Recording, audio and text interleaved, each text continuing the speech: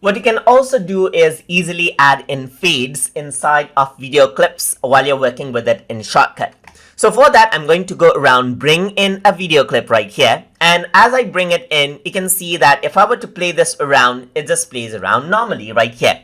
If I want to add in a fade in, I can go around onto the top left corner of the video clip and you can see a circle popping up. So if I were to click and drag this, then what happens is that you can add in a fade. So what is happening is that the video clip starts with 0 opacity, and as you press the play button, you can see that it plays through, and gradually the opacity goes from 0 to 100%, and then you see a fade in right here.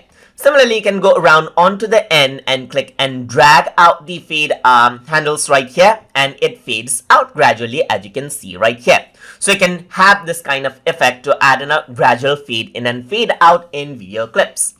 So you can do the same in audio clip as well. So I'm going to bring in an audio clip over here, and let me just go around and cut a portion of the audio clip right here, just like this. So let me just go around over here and cut out portion of the audio clip, delete this out, and bring this on to the beginning right here and resize this out right here.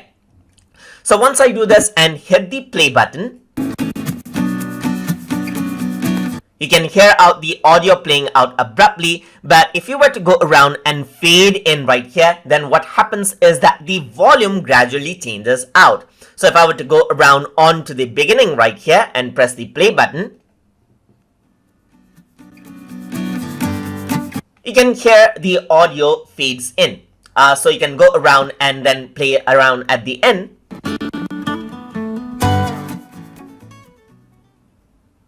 You can hear out that the audio gradually fades out. So that is how you can add around fades inside of Shotcut. So hope you guys learned something as always. And as always, please like, comment, share, and subscribe.